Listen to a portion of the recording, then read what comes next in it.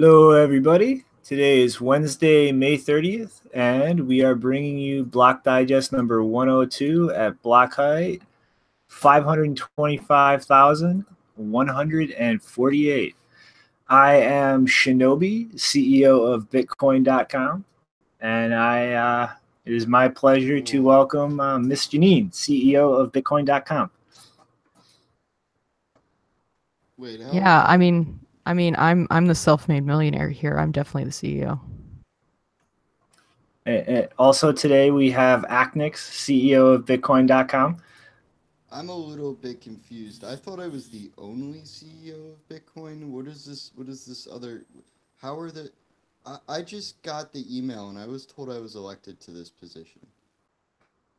And Mr. Nopara, CEO of Bitcoin.com. Welcome everybody. I'm the CEO. I'm the real CEO of Bitcoin.com, and I made the first Bitcoin transaction ever. And I was the first investor too. The first Bitcoin investor ever. No one ever heard about Bitcoin when I come into this, and all the core developers sucks because they heard about Bitcoin much later than me. It's okay, guys. I'm much smarter. It's okay, guys. We can all be CEOs and coexist together. I think I got scammed. All right, so we're raising the block size again in 3 months, right? We're going to 64 megabytes. I declare this as the CEO of Bitcoin.com. Which Bitcoin are we talking about? The real one. The true Bitcoin. The vision of Satoshi Nakamoto Bitcoin. Ah, excellent. So we're all on the same page then.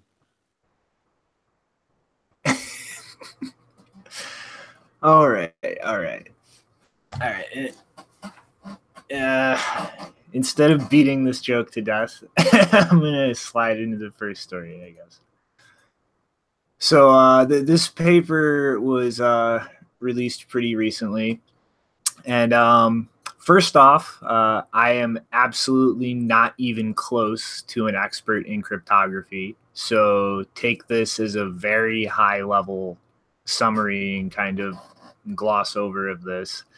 And two, if anybody out there catches me in any factual inaccuracies, please scream at me about it so I can stop misinforming people. But I guess let's dive into it. So this is a paper by Dan Bona, Manu Drivers, and Gregory Nevin. I'm pretty sure I just butchered that middle name there.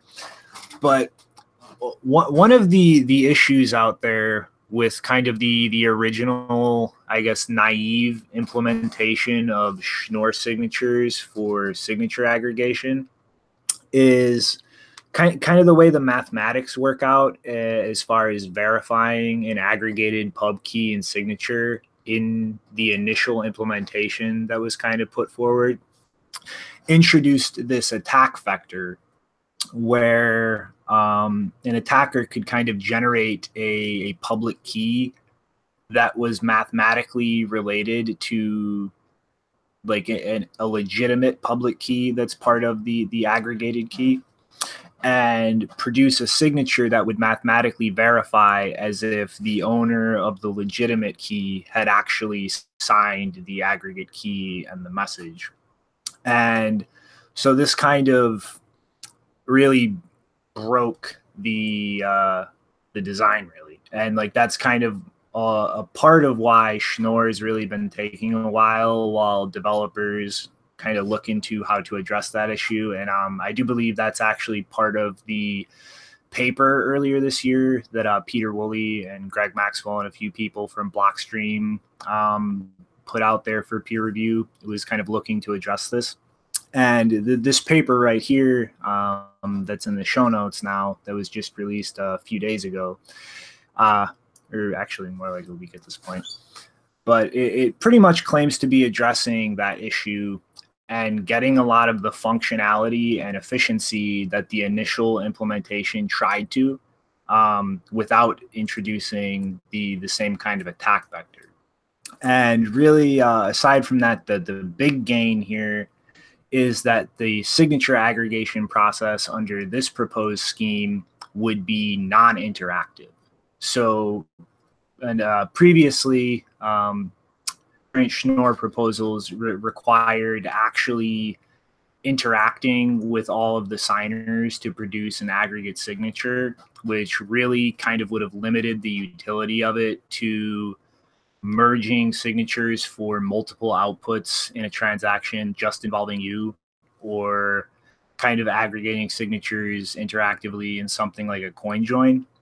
But this scheme pretty much boils it down so the aggregation process would effectively just be a multiplication operation. So anybody that possesses the individual signatures for something would be able to just aggregate that together without the involvement of any of the key holders or signers, and kind of trim out a lot of the downsides. Like, for instance, me and Nopar were kind of talking before we went live with his project ZeroLink. You know, in order to use Schnorr would kind of add an extra timeout to kind of go through the extra hops to actually get an aggregate signature for the coin join, which really isn't that good of a user experience and kind of introduces more friction. But if this new proposal is solid, this would pretty much just cut out the need for that completely. Like, the users would be able to provide their individuals, and the server could just operation and arrive at the aggregate signature itself with no need to further interact with the end users. And, you know, before I finish my rambling streak, I just kind of wanted to end the ramble on, you know, this kind of goes to show that, like, even the simplest smart contract that really exists out there, multi-signature, you know, keys, there really is a huge room for improvement. Like, what we do now with just listing all of the public keys individually, listing all of the signatures individually, it's not very private. It's very resource inefficient. And it's like, there's still miles to go in improving the security, the efficiency, the privacy of that. And I just kind of wanted to, you know, remind everybody, like, that this isn't a sprint.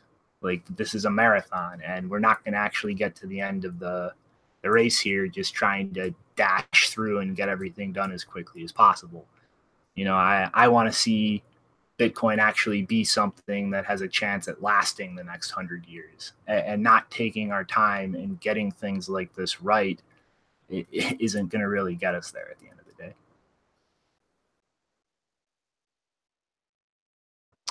All right, ramble over. Anybody have any input on this one? It's a hard topic. I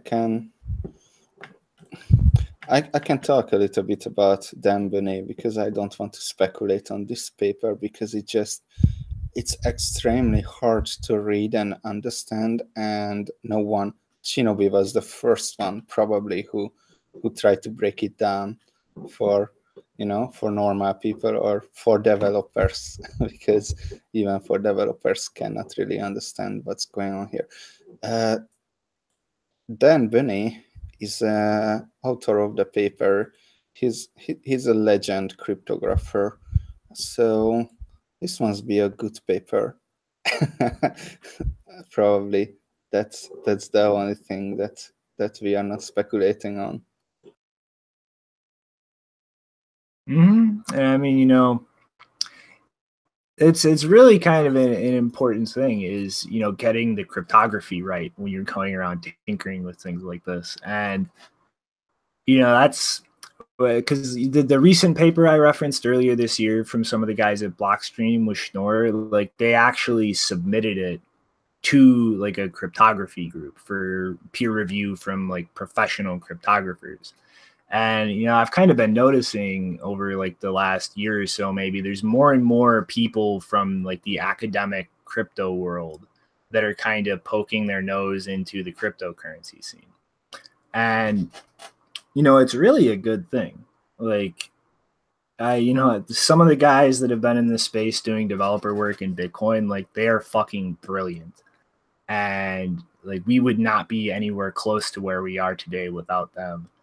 But at the same time, a lot of the developers for Bitcoin have kind of, been teaching themselves this shit. And as brilliant as they are, you know, eventually to really continue that streamlining process and getting things as efficient and secure as possible, we are going to need people who like deal with cryptography professionally. Like this is their vocation, their expertise solely. Like it's not something that they're, just diving into and teaching themselves as part of something they're working on. Like it's their bread and butter.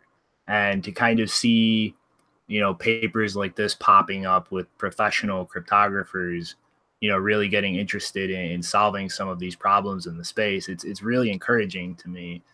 And I don't mean to kind of say that as a way like, the developers here now are incompetent or anything, but it's, with a project like this, you want all the smart people you can get, not just the ones you're familiar with. You know what I mean? Yeah.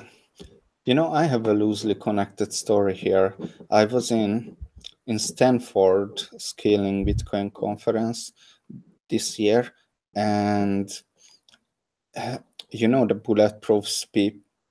bulletproofs paper, Benedict Bunz was one of the main author, and he's the protege of Dan Bonnet. So, and I overheard Peter Woolley and Benedict's conversation, and for some reason, I cannot really tell you what they were talking about, but basically what I heard that Benedict was like BLS signatures, and Peter Woolley snore. So for some reason, the cryptographers in Stanford don't really like Schnorr, and they prefer BLS, which I later tried to understand what's going on, but I couldn't. But yeah, so there are some serious cryptographic conversations on what's going on.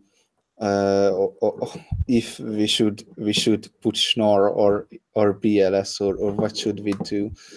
I don't know. So Schnorr is great, but it's people are discussing if there is something greater than Schnorr, then maybe we should put Schnorr on steroids or something like that. So interesting. Mm-hmm. And I mean, again, like I'm kind of just the putz trying to pick through this and, just go over at a high level. But like this paper, like this most recent one, like I pulled up, like it's drawing kind of both from Schnorr and BLS. And there were a few places in the paper where they claimed that they can actually make these kind of schemes work with both of them. And, it's, I don't know, like, like you said, like, you as a developer, still kind of have to like ask for help understanding this shit. But, it's even if it is just, a goof like me fumbling around, trying to help other people fumble around, like it's, if people can at least look at this kind of stuff and see that it's important and not have their eyes glaze over and just go, this is some stupid, irrelevant thing that I don't have to pay attention to. Because like these kind of efficiency gains, when you really project that out, scaling up in terms of, data throughput, like we cannot do this system globally at scale without getting everything as efficient as humanly possible before we start looking at just brute force to kind of scale things out. And especially with, second layer solutions and all these kinds of things that use multisig as like the root anchor into the main chain, like it's particularly important, I think, to work on the efficiency of multisig, because, you know, until we really start getting a lot more complex with the scripting system and what you can do with that, like from where I'm looking, it seems like multisig is pretty much like that anchor that second layer systems are going to use to kind of connect themselves to the blockchain. And so like it just seems like a huge priority from my point of view to keep streamlining and keep making, you know, multi-signature contracts as efficient as possible. Janine, stop your side chat with name pronunciations. You just butcher it like me and then pretend it didn't happen. It's okay. I want to get it right. Well, I want to do a lot of things, but I don't care if they don't happen.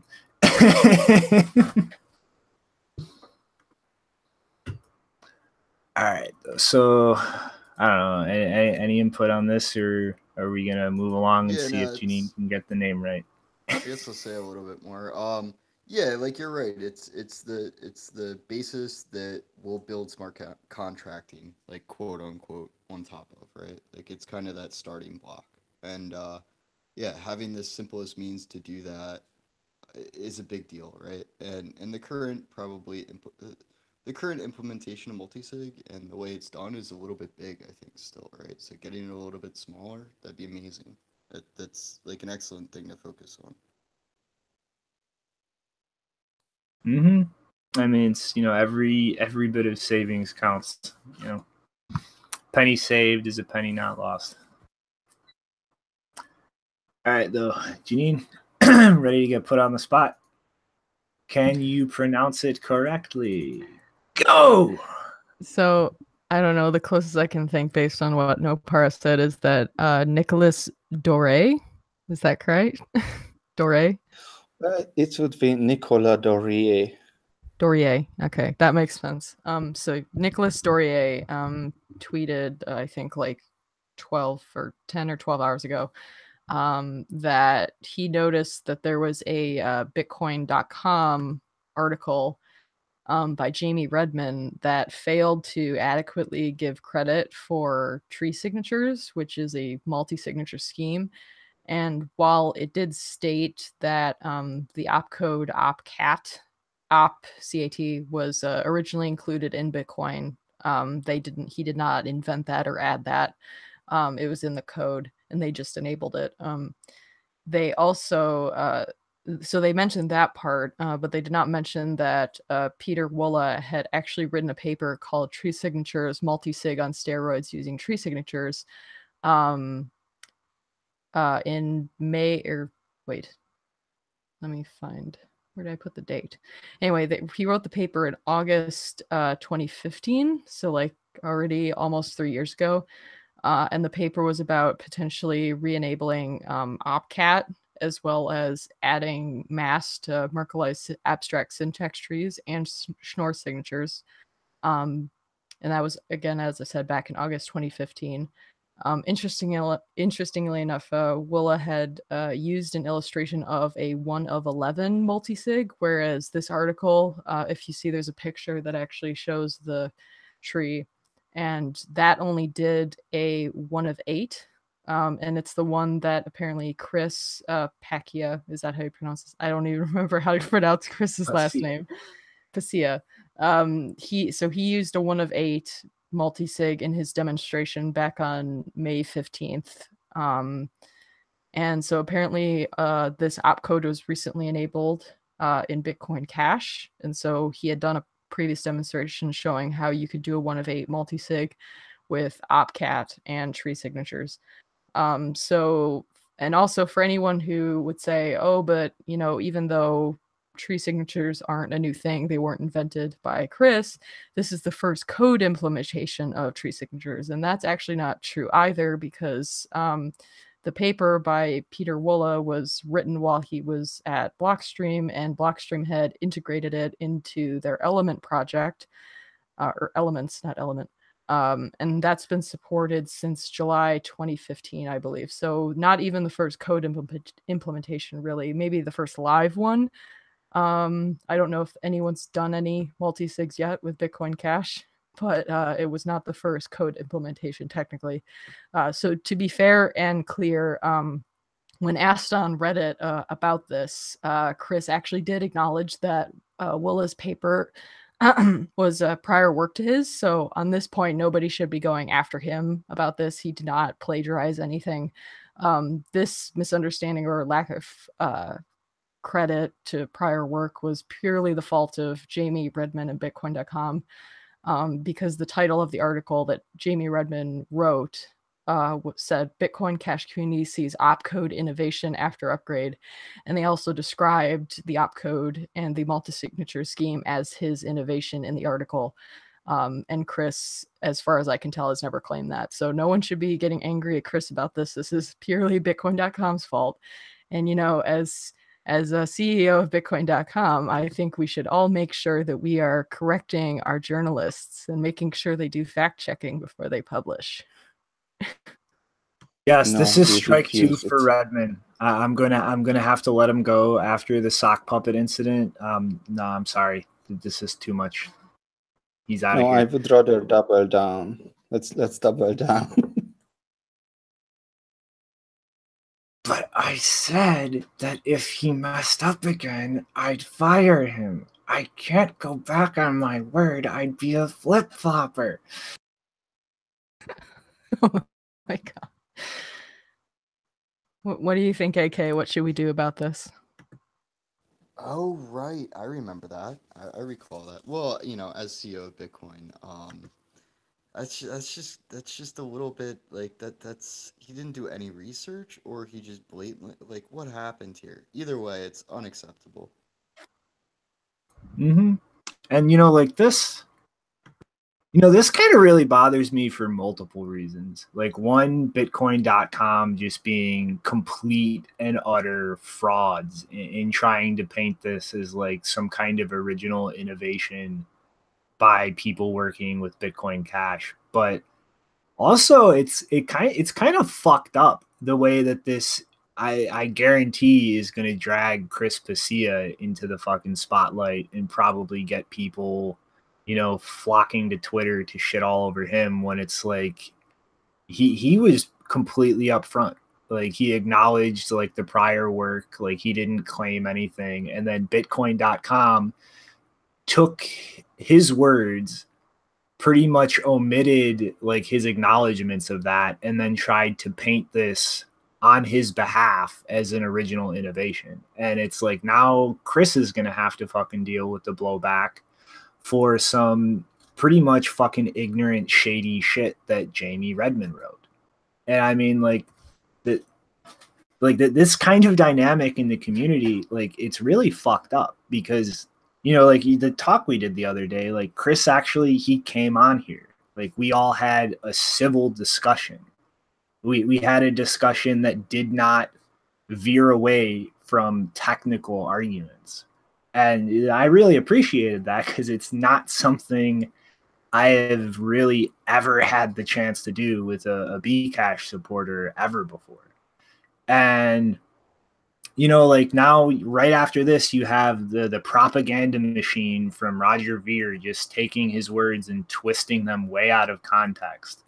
And it's like, it's really, it's at the risk of sounding like an SJW, it's completely toxic, because like from where I'm standing, like Chris, in our interactions was very civil, was very intellectually honest. And now you have this brigade of dogmatic lunatics kind of trying to paint him as some great innovator of something, when what he did was look at some prior work somebody had done, implement it, and then try to just move forward. Like he tried to be one of the few people I see on that side of the fence who actually just built something. Here's something people can use. Now let's move on. And it became just a talking point for Roger to spit out and go, look at all the exciting things that Bcash is doing that Bitcoin isn't. And it's just fucked up. Well, why is it exciting, actually? I don't really understand. Well, I mean, it's like it's really just like it's kind of fucked up, and to kind of go back to like the talk we had, like if you go look on that video and the comments, like there is almost there is zero discussion or actual like technical honesty in the comments. It's just seems like the same old bullshit, like Bitcoin Core, Blockstream, Bcash is the real Bitcoin. You're an idiot, and there's almost no argument. And it's like it makes me sad inside that like we tried to kind of reach out and have an honest, open discussion about this, and at least based on the comments in that video, it seems like nobody from that side of the fence actually sat down and listened to it and tried to actually hear everything with an open mind. It was just a gladiator fucking event for them to cheer on their side blindly without listening to anything that anybody else was saying, except to go Blockstream propaganda.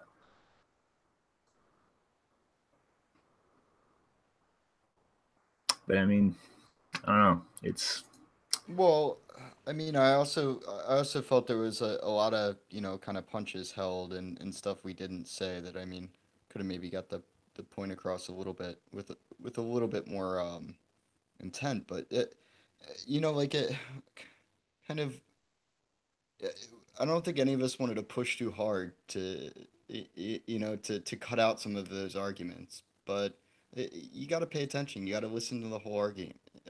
You got to get a feel for it. And yeah, I think there was just fanboys championing people on, and that's not really good for anyone. mm-hmm. But it's just like it sucks. Like this could have been just very simply like, here is something Blockstream proposed. Like Chris took it, implemented it on Bitcoin Cash, and they can use it. But instead, like, we're just gonna lie. We're gonna try and present this. I'm gonna assume without any kind of interaction with Chris about this as something Chris created himself, and look at all of the innovation. And it's like, not to shit on Chris, but he took something that Blockstream created and implemented it. And it's not to say he's not a smart guy, but like, actually represent things correctly, like that, or you're just going to keep undermining your position. Like when everything that you say is constantly proven to be factually incorrect or misrepresentative, like you're not going to convince anybody when you actually have something legitimate to say. And it's, I don't know. It's really just fucking sad. Like, it's, I really, like, looking back to August 1st last year, I was really hopeful that things would just split. Everybody would go their separate ways, do their own thing, and that would be the end of it. And it just seems like the exact opposite happened. Like, things have just gotten infinitely worse in terms of the bullshit, the bickering, the lying. And when it's, you have your own project now, you guys can do whatever you want. Yeah. There's always gonna be dishonest people, but we should all be thankful to BCH, because they took away almost everyone who was toxic, and now we can build stuff and it doesn't really matter what they say, because in the end what really matters is to build money with perfect properties of money, and these smart contracts and all kinds of things. We're kind of missing the point, because you know, what's the point of multisig? The only thing that came out of it is Lightning Network. What's the point of smart contracts? What did Ethereum done so far, or did Ethereum even had a remotely good idea that actually used for something? I don't really think so. You know what I mean? Mm-hmm. Yeah, actually, I think I'm going to slide us into the next story, no para, but there is definitely some room in a minute for that conversation with two of the stories we got coming up. But yeah, on to more news that's going to make me sound all mopey and depressed.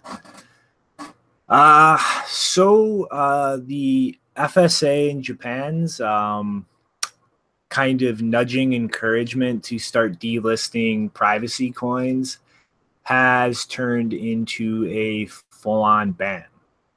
And starting June 18th, a ban will go into effect for all cryptocurrencies that provide a sufficient degree of anonymity to its end users. And yeah, this really has me kind of worried. Like, for one, like, you know, there's Monero, there's Dash, there's Zcash, there's a lot of other clones of these kinds of projects that are pretty much going to be completely cut out of the exchange market in Japan. And you know, it's not the end of the world. There's still going to be things like Shapeshift, you know, HODL, BISC that people can use to kind of move from a more public crypto into these coins if they really want to. But long term, like, what is the criteria they're using to decide what is sufficiently private? And it's a marketing. Like, it's a marketing criteria, you know, like which coin markets itself privacy coin. That's the criteria. But I mean, you know, like, how is this gonna affect coins that aren't privacy coins right now as things evolve in the future? I mean, you know, as Lightning Network rolls out, I hope to see coin joins become pretty much a de facto standard as far as how people are closing out and opening new channels. Like, is that going to meet the criteria? Like, what happens when the problems with confidential transactions are worked out and people move to push for that in Bitcoin? Is that going to meet the criteria? Like, it's really, like, it seems kind of like just the FSA taking a completely arbitrary wiggle room to just decide, okay, listing this cryptocurrency is illegal. And given that Japan is like one of the countries moving fastest and hardest into integrating cryptocurrencies like mainstream, like, that really worries me, because like, I pretty much have been looking at Japan for like the last year or two as like one of the Bitcoin bastions. Like, that this is a country that, you know, they might want to regulate things. They might want things to kind of fit into their legal framework, but they're not going to like push it out. Like, they're going to stick with it. They're going to defend this, like, internationally speaking, even if other countries start becoming very anti-crypto. And to see this kind of move from just discouraging these kinds of coins to outright banning them, it makes me kind of nervous looking at things in the long term, because we need places where like actual deep market liquidity can build up to function as like an accurate pricing mechanism. And to see the country I've been looking at is probably the last country in the world who would cave to others trying to ban or kind of suppress cryptocurrencies, do something like this. It really has me worried about whether they'll stick with that attitude in the long term. You know, look at the bright side. If this kind of crackdowns don't happen, then Bitcoin Cash is a better cryptocurrency. Because they are the ones who don't care, and they are the ones who don't try to build an infrastructure that's censorship resistant. So if there is no censorship, there is no government crackdown, then I don't know, maybe just a centralized ledger like IOTA or something like that, or Ripple can be the best cryptocurrency by definition, because there are no attacks, you know?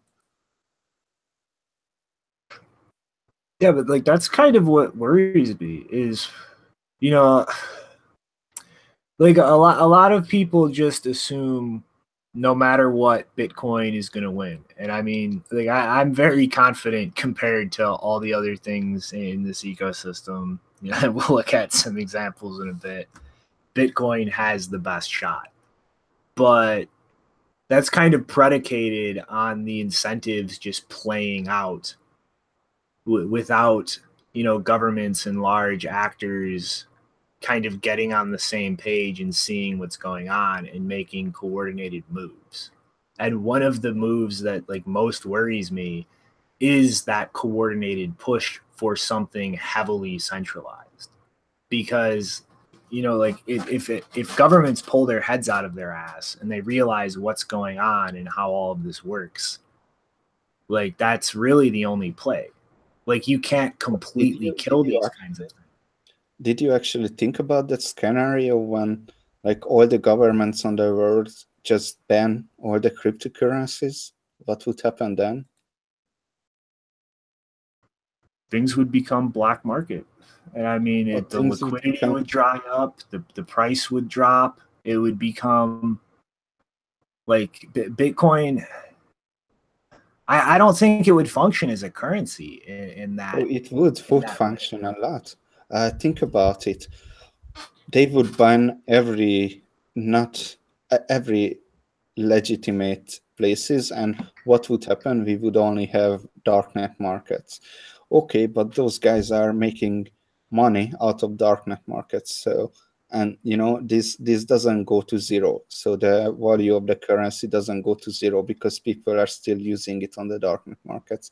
So what we are gonna do is anonymously set up not darknet stuff like, I don't know, a learning site here, and we're gonna make a lot of money because that learning site is going to be the only place where they can spend their cryptocurrencies.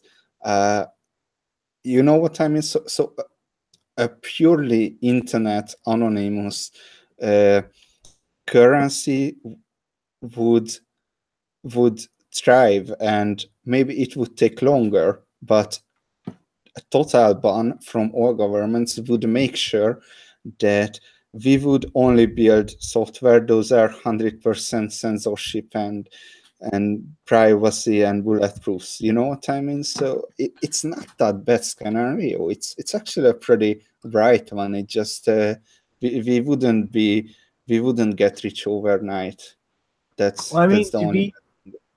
To be Debbie Downer, like that's not how I see that situation playing out. I mean, like if some governments outlawed it and others didn't, like yeah, I think things would kind of go the way you're describing. But if literally all of the governments got together and just banned it, like that's it. It's game over. Like the way I see that system playing out, it's not going to function as a currency. Like the only use it would have there is pretty much just a rail. Like I would see that evolving. No, but like my point is like the liquidity is 100% necessary because people will arbitrage it with other things. Like no matter what, if they see an arbitrage where they can make profit, they will do it. And there's like without the liquidity to stop those arbitrages from just swinging things out of whack, like I really like the way I would see that playing out is purely illegal uses, and you would effectively just have Bitcoin function as a clearinghouse. You would have like no, but I mean like think about it like this: like you have some criminal organization in America, you have some criminal organization in Europe. They would just have cash. They would have their fiat currencies. And to move things, they would go find somebody in Europe. Let's say somebody wants to pay somebody in America. They would go find somebody in Europe who would be willing to buy the Bitcoin at a certain price because they want to set up an arrangement like this with somebody else. And then the person in America would buy Bitcoin, send it to Europe, would immediately sell it to this other person who would give cash to like the person in Europe trying to be paid. And like you would just, it would pretty much be like a black market version of Swift, except you would actually have to like arrange these sales ahead of time to get whoever you're trying to pay paid. But like without liquidity building up to create a stable price, like that's really the only utilitarian way I could see it being used, if literally all of the governments of the world just declared it illegal. Like I don't think like if that happened on that unified of a scale, like I don't see Bitcoin working in any other way than that. I'm honestly not.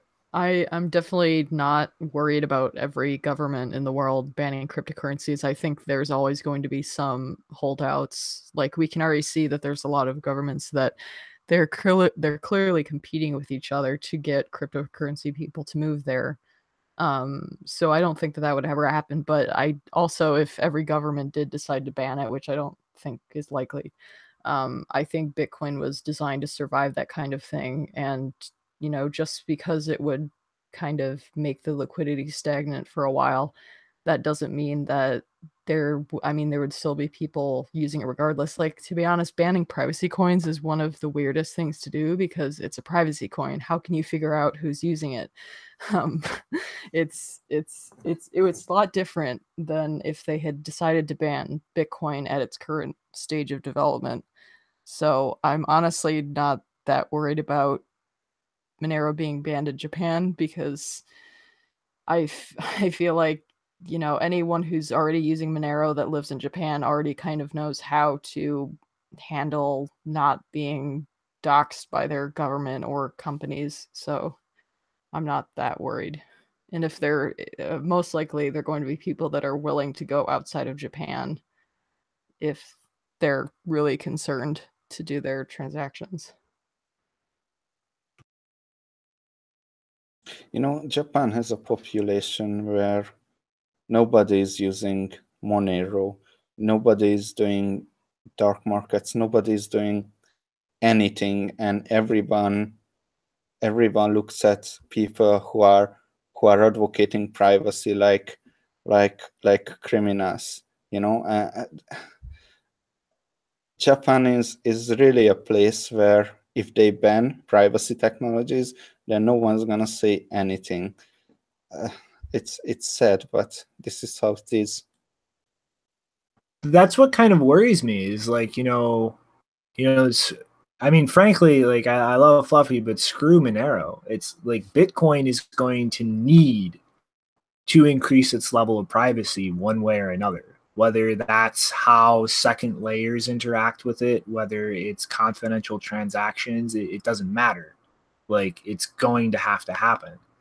And so like one of the most pro Bitcoin countries in the world potentially reacting this way to those kinds of improvements to Bitcoin, it's really worrying because okay, it might survive. Like, Bitcoin will still be around, but I don't think it will do anywhere near the good that it could as a globally adopted, like universal currency as some kind of payment rails for illegal uses. It'll have a use, it'll maintain value, but like that's not the kind of thing that's going to trigger radical like political social reformation globally. And like that's you're pretty right about the fucking like culture in Japan regarding privacy, Nopar, and it's like that's what kind of scares me. Like even the Yakuza, like the Japanese mafia, like they are public. They are a legitimate public organization. Like the Yakuza makes press statements. And to think that Japan might just lash out at Bitcoin sometime in the future when it starts trying to integrate these privacy solutions, it's worrying, because that was one of the anchors that I look at as far as like this country will keep it going, even if some place like America decides we're going to make it illegal. And like this, really has me rethinking that dynamic. I mean, Japan was not one of the holdouts on my list, but this is kind of the thing. The last time, or at least one of the times that we really talked about Monero, and with JW, and one of the things I said is that privacy coins, one of the value, or part of the value that they have, is that because they're privacy coins, where whatever jurisdictions they interact with and however those jurisdictions respond, that is going to tell us something about how privacy technology is going to be accepted once it gets on Bitcoin. Like, you may not like Monero, but the fact that Monero has been banned as a privacy coin tells you that Japan is not going to be a friendly jurisdiction for privacy advancements in Bitcoin. So yeah, but that's nothing new. Yeah, I'm just saying that that's a useful thing to have, because now we know that either people have to put in the work to fight that kind of ban, or we have to accept the fact that Japan is not going to be a friendly jurisdiction, and we should not count on them to, be supporting the Bitcoin network in the event if there's miners or whatever, we should not depend on them to be supportive of those kinds of advancements. Yes, so that's what scares me a lot, that whenever we are talking about privacy technology into Bitcoin and into the core, then we are, Western people from the US or Latinos or from people from Europe. But when you're anywhere in Asia, and luckily Asian people don't really use cryptocurrencies. Actually, Japan and South Korea is taking off, but luckily they don't really use it. But anywhere in Asia, like privacy technologies, I don't know how much Asian nations can influence what gets and what doesn't get into Bitcoin. But yeah, that's actually pretty scary. On the other note, that banning a cryptocurrency is easy. You just tell the exchanges to delist it, and that's what banning is. But how do you ban a Bitcoin privacy technology? Like really, how do you do that? Are you going to ban batching transactions because they look like coin joins? I don't know. That's much more difficult, and I'm not sure there is a good way to do that. What do you think of that? Is there any way that you can ban privacy technologies on Bitcoin?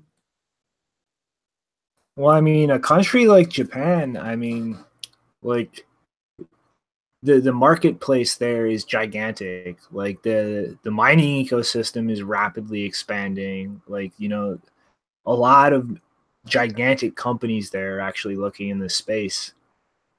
I mean, if it really gets to that point, like would they fork away if we started trying to integrate? I'm serious though, Nopara. Like, you know what I mean? Like, would they fork away if a large group of users tried to push in privacy improvements and just not recognize that as Bitcoin in Japan? I think we would fork away. But if we would fork away, we would have a good background there, a good amount of support. But I don't think it's fork away. The forking is pretty messy, as we all seen. Yeah, but it's, like I said, seeing this go into a full ban, like this has me rethinking a lot of what, like, like what I thought about Japan in regards to Bitcoin. And I mean, until I see an actual like objective criteria for what constitutes like sufficient privacy as far as qualifying for this ban. Like, this is gonna worry me because I mean, you know, and we've got like G Willikers in the chat saying I've gone off the rails. Like, you need liquidity, G Willikers. Like a market cannot grow, cannot be stable, and cannot function without massive amounts of liquidity. Because whatever you like, you let's say Bitcoin against dollars, there's an arbitrage opportunity. Like Bitcoin against oil, Bitcoin against anything, and all of those things relative prices to each other is a web of arbitrage opportunities that people will trade. And without massive amounts of liquidity, the swings in that arbitrage are going to be huge. Like without massive amounts of liquidity, like that arbitrage play could drive the price into the ground. And again, mining incentives depend entirely on the price. So like this whole system is a web of very intricate interweaved incentives. And to just say it can be banned literally everywhere and it doesn't matter, that's kind of pipe dreamy to me. I mean, like, yeah, like Bitcoin could survive if a bunch of countries ban it. But if literally all of the major countries of the world ban it, like, no. Like, that's not just like that doesn't matter. That has very serious implications for how this system will function in the long term after that. Of course it matters. My point was that maybe if every country would ban Bitcoin, then it would evolve in a way, in a better way than how it would evolve when every country gives a green light, you know? But I don't think it can, Nopara, because I mean, like, if that liquidity dries up, say goodbye to a day where the price is stable. Like, say goodbye to a day where we don't have to sit here and wonder if mining is going to become so unprofitable that the network is attackable because all this hash rate is sitting around unused. Like, so many assumptions of stability just go flying out the window. And then we have to really rethink the entire architecture. And like, I'm not like, it's like, it's, you can't get around the need for liquidity. Like, you need it. And the less of it there is, the more fucked the entire system and situation gets. And I mean, there is no decentralized solution out there right now for fiat liquidity at the scales that would be necessary to just keep chugging along if it was banned everywhere. Like, there is not. Like, local Bitcoins, nope. BISC, nope. You start trying to shove that kind of money through it, your bank's going to get fucking frozen. Your money's going to get like, there is no decentralized solution for that problem right now. Like, they work for like Joe Schmo buying a couple $100 of Bitcoin. They're not going to work for billions of dollars flying back and forth, like establishing a price discovery mechanism. Like, we don't have an answer. My point is that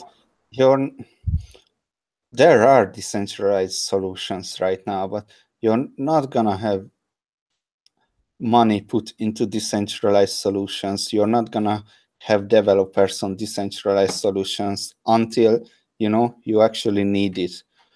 Because right now, most people are fine with giving all their information into exchanges and don't give a shit about what decentralized solution and what not. You know what I mean? And if there are bans, that's when decentralization matters, because that's what censorship resistance.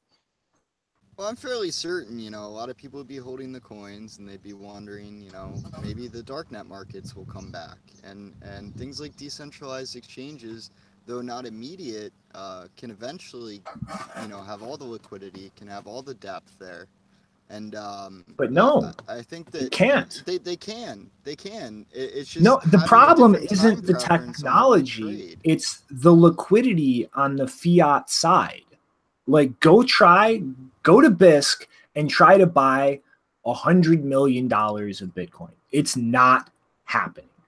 That But the money, reason when is it moves in because the bank account, is going to have somebody That's what go I said. knock, knock. Why the fuck did you just have $100 million dropped into your bank account and all of that money will get seized? Those It doesn't volumes work at those scales. No, you're not listening. It gets broken down into lines or trusts of, like, basically, if you can trust that a person is reliable or an idea is reliable and they're putting X amount of liquidity into it, like, you just can't get those lump sums and those immediate huge market movements in there. Like throwing like a couple $100 million at a time won't be a thing. It just be like tens of thousands.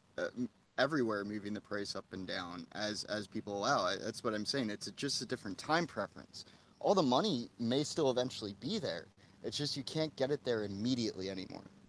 Then you don't have price stability. Like, you're not going to have anything resembling a stable price with an order book that only has a few tens of thousands of dollars in it. Well, see, like, what happens when the order so book much gets money? wiped? Yeah, that is an issue. But here's where I think it can potentially be made up. Are those types of multi-sig contracts where you say, hey, look, like over the year, I can provide this much liquidity. If there's an emergency that happens now, you can potentially cover that with collateral or something like that. Right? But you can't, because that emergency is an amount of fiat moving that will raise red flags and get seized. Like, these exchanges are not functional. They're not functional as price discovery. Like, they're functional as for an average Joe going to put a little bit of their paycheck in Bitcoin. They cannot take the place of all of the gigantic exchanges that are facilitating a price discovery and a stable price. Like, I'm they not can't. arguing it's ideal, but I believe price discovery would happen and it would be fairly like accurate as far as price discovery is now. I think that like eventually that liquidity does find a way in and funds do pull up on decentral exchanges and people are able to validate like lines of trust essentially under multi-sig or collateral balances. It just takes a while for that kind of structure to develop because it's so the problem has nothing to do with the crypto side. It has to do with the fiat side. Like, you cannot move the amounts of money necessary to facilitate a stable price and accurate price discovery. Absolutely. That's what the problem is, but I don't know if I agree with you at all there. I would say totally the problem is fiat. The problem is like some people don't have the ability to move their money. They don't have the permission over the money that they own right now. And yeah, that is an issue. That's the issue, though. You can't have a functioning price discovery mechanism if people cannot move the amounts of fiat necessary to facilitate that. Well, isn't that also an incentive to have Bitcoin, though? No, like no.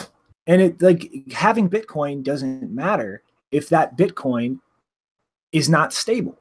Like, it cannot function as a currency in the wild west of price fluctuations that we have right now. And in a world where it's illegal everywhere, that's not an argument. I think many people would argue that. You know, there always was a price discovery. When MadGux was the only exchange, that was the price discovery. We would end up with... We used to do price discovery over horseback. You know, come on, we can figure this out.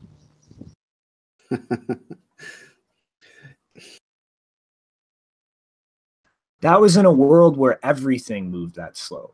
This would be a world where Bitcoin is the only thing moving slow. And Maybe no part, like cost. Mt. Gox was a centralized exchange. They could have millions and millions and millions of dollars moving constantly without it all getting seized. Like, they could have that amount of liquidity. Something like BISC could not facilitate that. Well, of course it can. Local Bitcoins can. BISC can kind of function like local Bitcoins on the fiat side. It's, you know, price discovery always happens in some way or another. Maybe it won't be as perfect as now, but it happens. And, if more people are using decentralized exchanges because that actually becomes useful, then decentralized exchanges are going to evolve in a faster pace. Because why don't we have decentralized exchanges now? We have, but no one is using them. They are not making money. They are not developing it as fast as they could. And that's the only reason, because it's not as useful as they would be in a world where everything would be banned.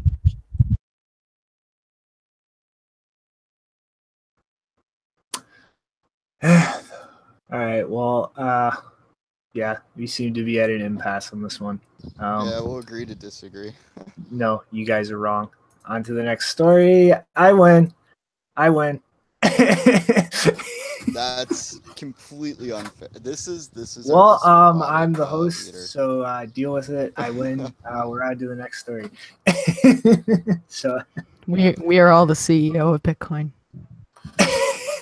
But yeah, not Block so, Digest. Now it's time for that smart contract discussion, though, Para. So a Chinese security firm found in EOS my hypothetical Ethereum's absolute worst fucking nightmare. They were able to construct a smart contract that would allow remote code exploit on EOS nodes. And pretty much, if a contract like this had been written and run, if the network was live, the entire EOS network could have been completely rooted. All of the nodes could have been taken control of, all of the private keys that they have, all of the exchanges, potentially all the machines they're running on. And yeah, this is why Turing complete smart contracts are the most absolute fucking retarded idea in the world. Because when you have a Turing complete language, you can literally have it do anything a computer can do, which exposes it to all of the bugs and exploits that that kind of code is subject to. And you can do things like hijack literally an entire cryptocurrency network. I mean, like, is anybody else wondering how the fuck this project has $4 billion amassed for their pre-sale on Ethereum? And, is anybody else wondering if this was an intentional attempt at an exit scam? Well, I think they're delivering on their promises of trying to one-up Ethereum. I mean, look, it's a big pile of money and even bigger exploits, and like it's off to a great start if like Ethereum is what we're after. Well, I mean, it's like it's completely unnecessary.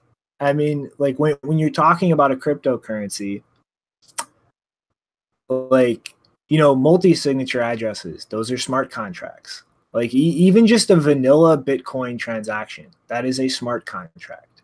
It is a thing, it is a program on a network that, if given the correct input, will allow you to make new programs allocating the value of the one that you just spent.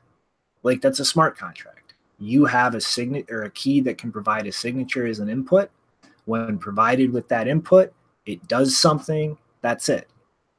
There is absolutely no need to introduce state into this, where you have a complex system that can take input and do different things based on the same input. You're like, that is a glaring security hole. Like something like Bitcoin, there is a correct input. You give it the correct input, it will do something, full stop. If you give it the incorrect input, it does nothing. It fails. Full stop. When you're talking about a smart contract that can take the same input and have multiple, actions or things done with that, you have to manage the state. You have to manage transitioning the state. You have to manage all of those extra complexities, because if you are in the wrong state and you give it input and it does the wrong thing, oops, sorry, it's done. Now you either have to deal with it or you have to convince everybody to do something like a DAO bailout, which if that becomes pretty much a standard reaction to things, well, what's the whole point of the entire system?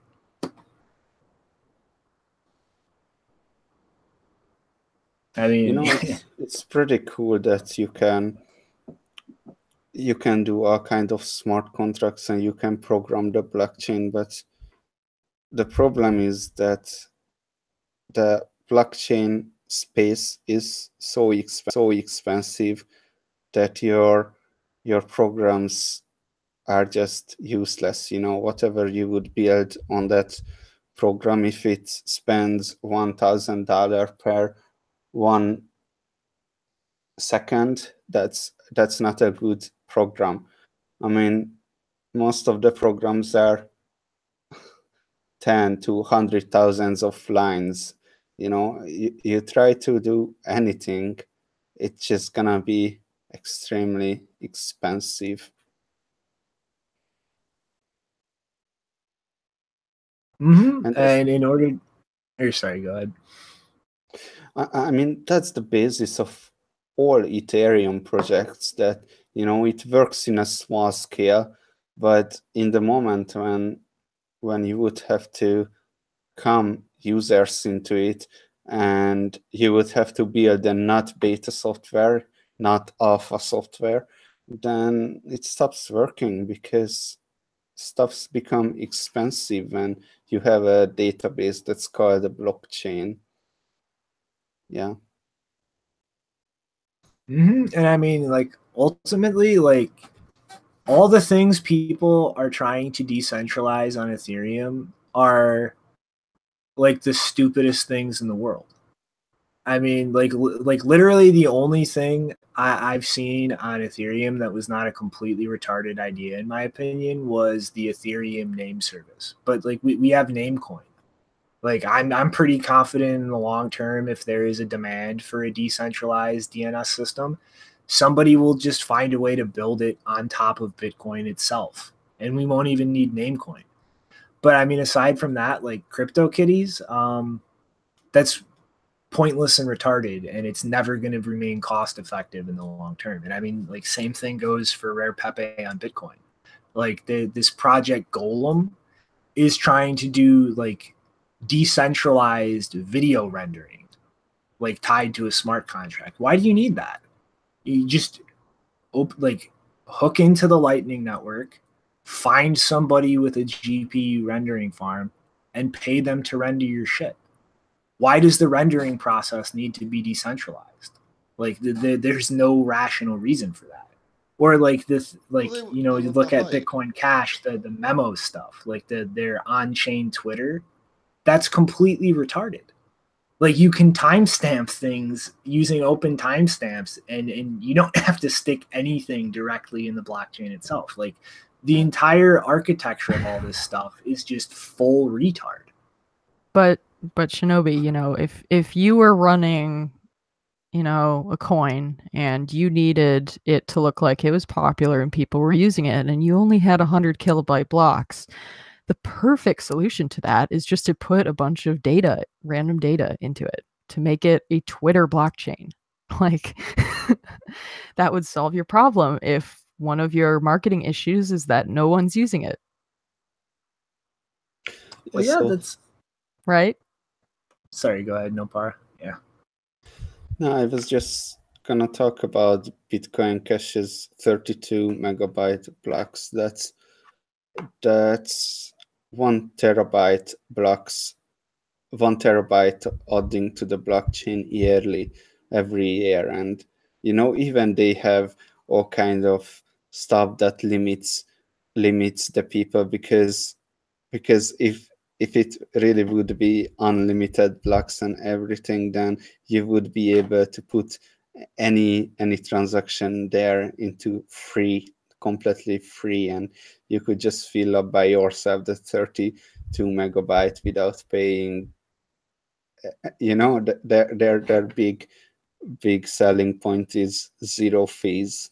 Of course, but you still cannot do that, so they still I don't know, I guess their friends are miners and they make sure that people are paying their fees properly. Yeah. I mean, It's like, just a way. yeah, I like on that note, like, why do they still have a minimum relay limit? Like, why does Bitcoin Cash still have a dust limit? Like, why can't I literally send a transaction for a single Satoshi right now? Like, unless they've changed something, that network will not let me do that. But it's, I don't know, it's just it's like everybody is caught with this obsession of sticking everything in a blockchain, even if it makes absolutely no sense whatsoever. The only thing it's good for is moving value around. And aside from having people in control of moving that value, like you want to have a smart contract do it. That smart contract is still going to be dependent on an oracle to tell it what it should do. So even then, it's going to boil down to a human being has to tell the smart contract what to do. So if that's what it boils down to in the end, why do you need a smart contract? Just put a person or persons, because we have things like Multisig, in control of the money. And after whatever you're trying to do is done, they can verify it and then do the correct thing with the money. Like adding a smart contract in there when it's dependent on an oracle is just adding an extra step for no real reason at all.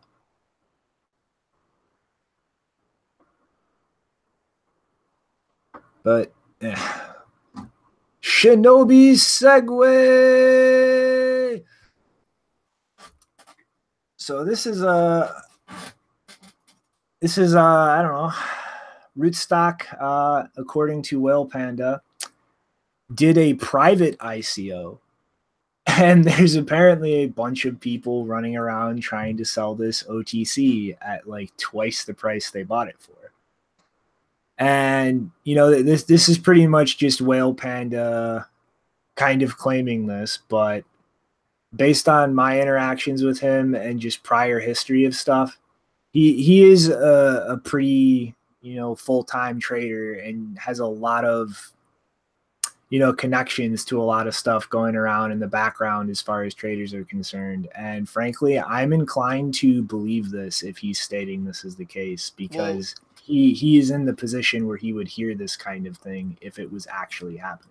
I was in these chats and in some of the RSK chat rooms early on, kind of seeing how this was all developing during the Ethereum Classic thing. And that's kind of the feeling I got, was that there was some kind of ICO activity going on, some kind of pre-sale, something or other. It just I had this weird vibe about it, I feel like about last year or so. And yeah, I definitely get the feeling that something like that may have happened. And I mean, it's, you know, I everything that I just said regarding smart contracts, you know, with the EOS story, like I would say applies exactly the same to Rootstock. So like not only is this project doing something I think is totally pointless, but their entire claimed rationale for doing this sidechain was to not make a new token, to not do an ICO, to just let people slide in their Bitcoins. And if they did a private, like pre-sale only ICO anyway, and they're going to make this token necessary for the sidechain, well, not only is it completely pointless, not only is it probably stupidly broken, but the people doing it are completely full of shit, if this is true. Yeah, so I think I mentioned before that I went to the conference that they held in Berlin, and like I think I've said I don't regret going because you know, Elizabeth Stark and Nick Szabo and a few other Edward Snowden were there, and they gave interesting talks.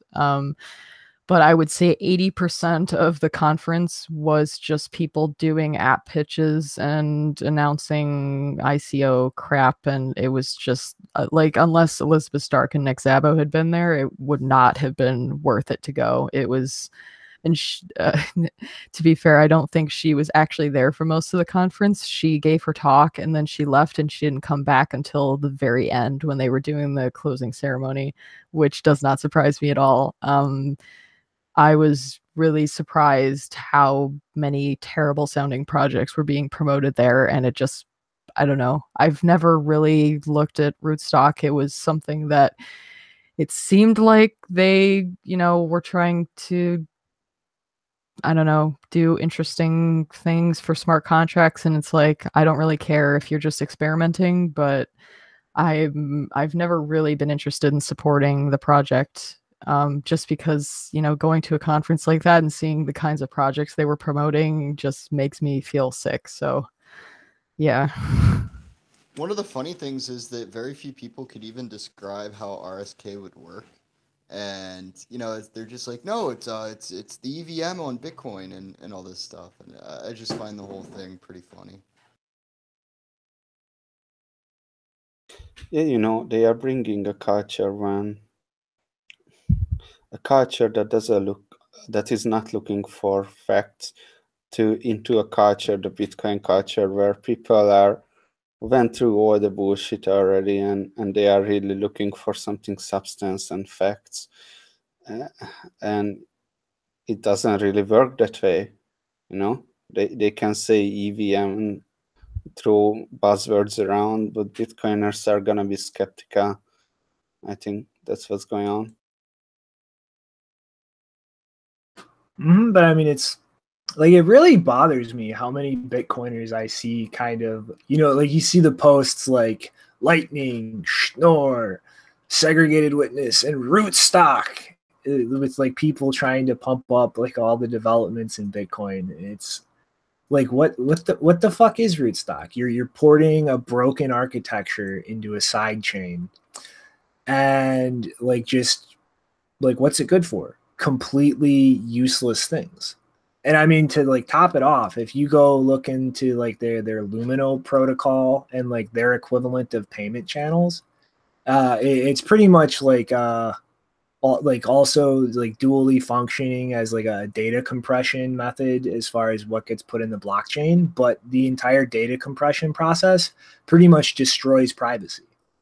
Like, it just the way it works, it actually increases the linkability of things. So like, not only is this just fundamentally a broken design, not only does it have no real world use cases except just stupid, pointless things that some JavaScript kiddie is going to fucking put together, but it's destroying the privacy in that side chain to try to claim to be solving scaling. I mean, like, like the whole project is just fucking ridiculous. And not to mention that, like, personally, I think that's going to be used as kind of a wedge to try to force drive chain into like the actual Bitcoin protocol proper. And I am personally completely opposed to that in the way that it's done right now.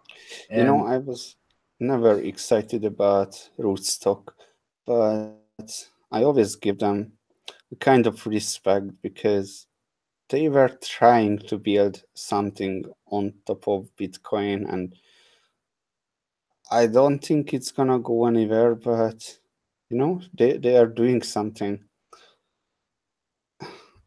And the sidechain part is like, yeah, we should have totally pushed that into Bitcoin with Rootstock. That would have been great. I am completely opposed to drive chains. I mean, like, there are way too many complicated incentives at global scale, and like, ultimately, like, the claim that it doesn't affect mining centralization is bullshit, because it entirely depends on actors pretty much operating sidechain nodes at a loss for it to never have any centralization effect on the Bitcoin like main chain miners. And if large entities are not willing to operate at a loss to keep a drive chain going, then in the very long term, like 10, 20, 30 years, when we really hit a stable price range, when the mining profit margins start getting really thin, it will have centralization pressures that affect Bitcoin mining. And like the only way for that not to happen is pretty much for entities to subsidize these chains at a loss. And frankly, like that assumption that's necessary for that claim to be true is retarded. And I am not at all comfortable with putting the state of mining centralization pretty much entirely on the shoulders of big companies running something at a loss. Because what happens when they don't? What happens when they go out of business? That's a pretty good argument. I mean, I thought you just didn't like Paul Storks. Well, I also don't like Paul Storks, but I have reasons for not liking Paul Storks. Yeah, everyone has reasons to not like Paul Storks, but I can't really see the logic, what you're trying to describe. Well, think about it like this way. Like, all right, I'm going to try to keep it real quick, and then like let's move on to the next one. This kind of just popped up out of nowhere, but like the entire rationale for a drive chain is that with blind merge mining, people will run this side chain node. They will give most of the fees to the miners and just keep a small operational cost and a very marginal profit. And then that way it doesn't require the miners to run the node. Well, in the very long term, eventually, like that money that's being kept by that sidechain node is going to be the difference between a miner being able to be more profitable than their competition or not. Like a miner who runs that node themselves and pockets that little extra bit of profit that node is keeping is going to be more competitive than a miner who doesn't. And so eventually that will shift over to an equilibrium of all of the miners having to run these nodes themselves to stay profitable. And the only way that that is not the case is if there are people or entities or companies who will run those nodes at a loss, actually paying the miners more than they're getting. And that assumption I am not comfortable with in any world. Like, that's ridiculous. That's pretty much saying that Bitcoin will only stay decentralized in mining so long as people subsidize it. Like, that is not okay in my mind. You know, I would say walk me through, but let's not do this in this episode. And maybe we invite Paul Storks later and you can talk with him.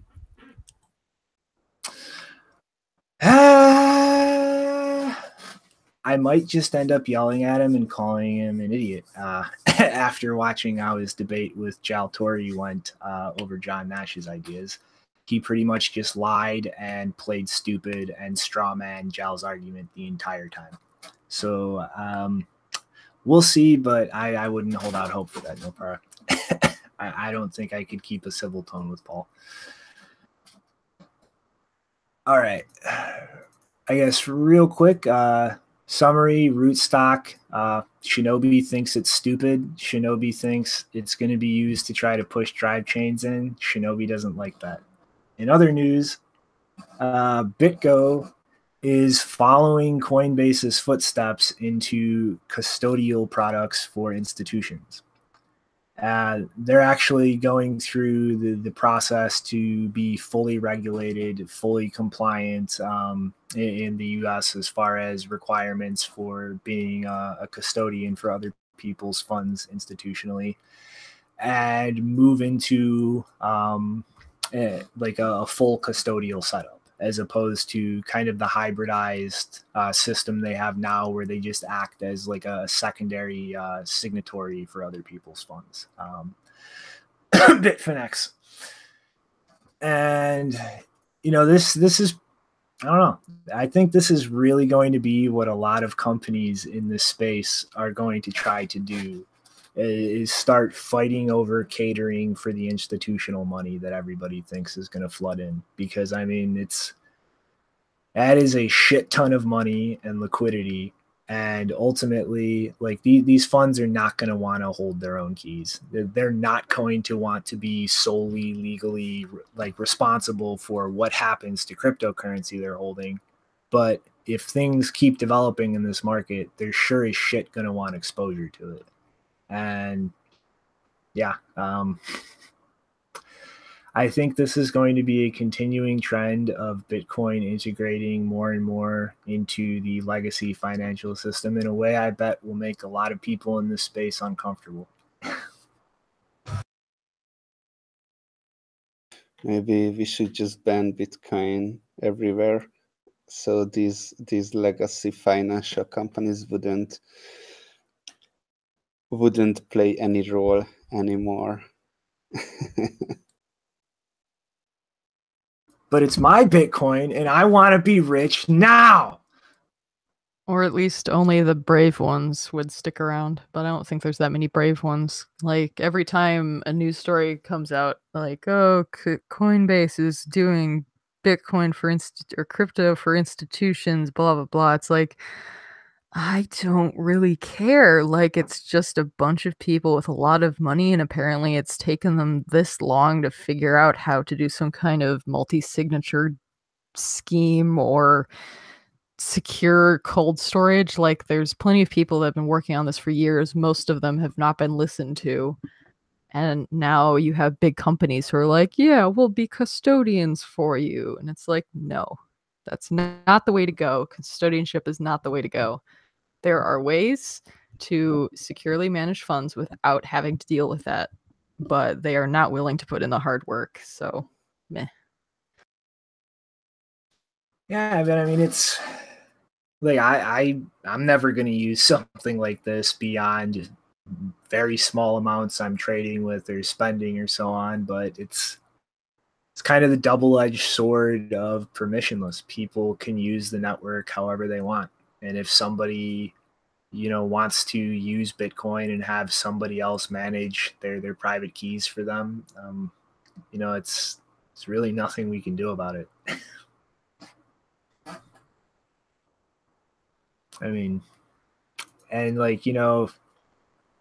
sure, a lot of people are going to want to rake me over the coals for this, but there are plenty of people out there I think should not be managing their own keys.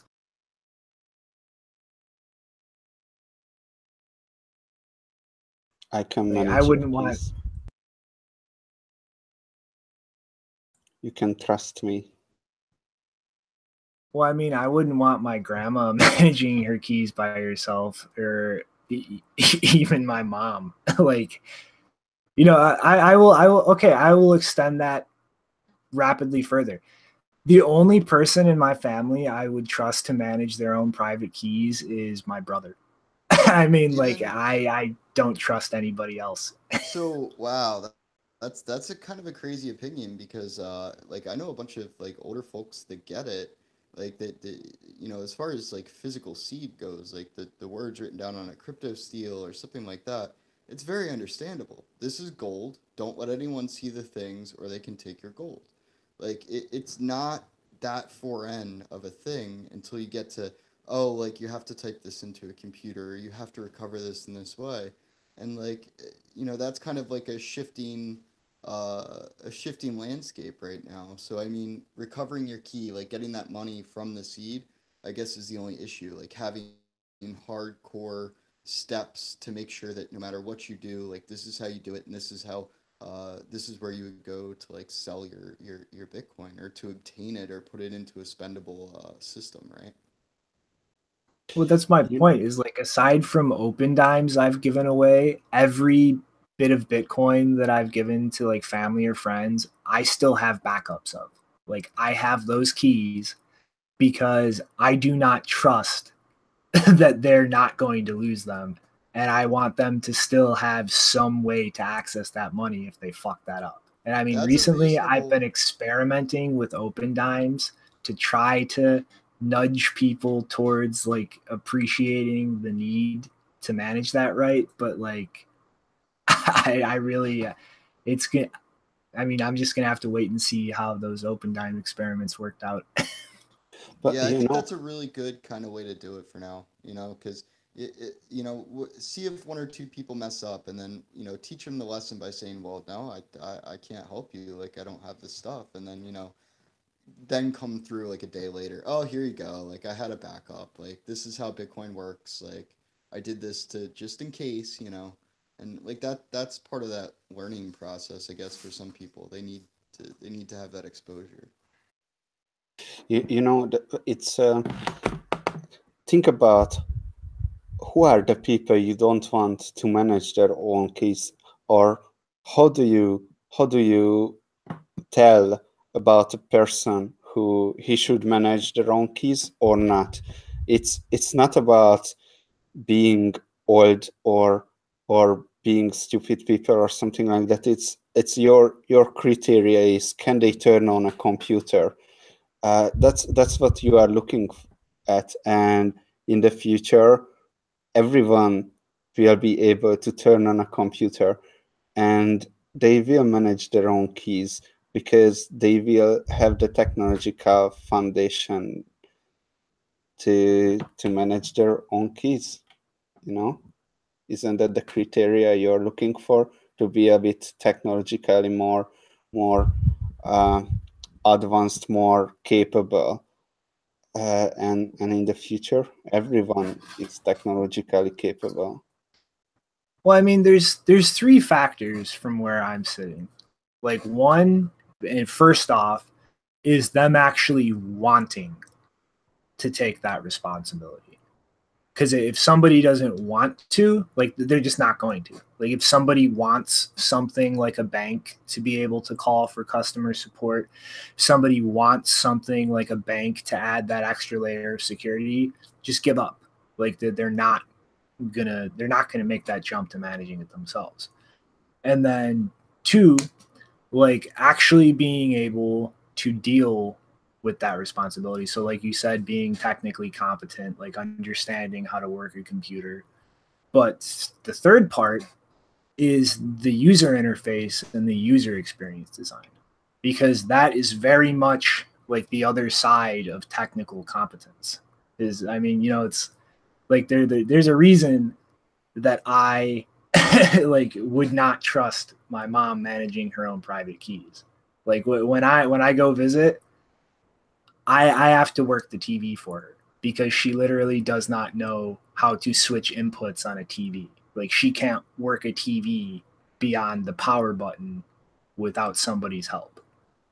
Like, Well, that's that is going to take one hell of a user interface to bridge that gap past a certain point.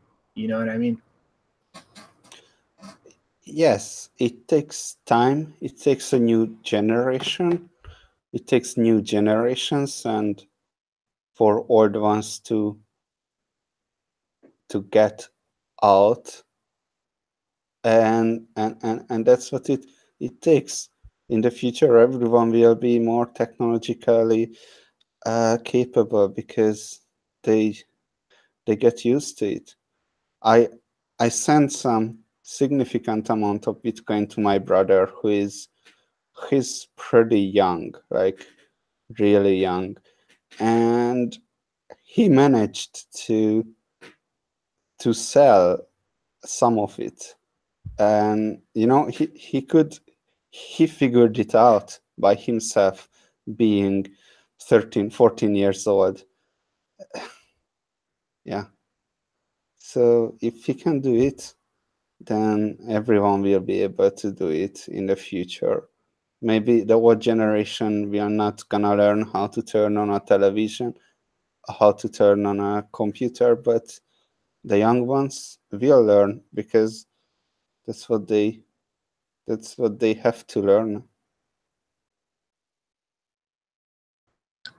Yeah, but it's just like, it's like that's a like a 10, 20, 30, 40 year transition. And in the meantime, we're going to need ways to bridge that gap to really have this system be as open and accessible as possible. And like, as much as I detest the idea of having literally all of my Bitcoin in some custodial solution, for a lot of people out there right now who might want to or might need to in the future, like, make use of Bitcoin, Like that's going to be a necessity. And so, like, I mean, like always push for people if they want to, if they can, to manage their own keys. But like eventually we're going to have to start recognizing like where that line is and where to stop pushing people at that.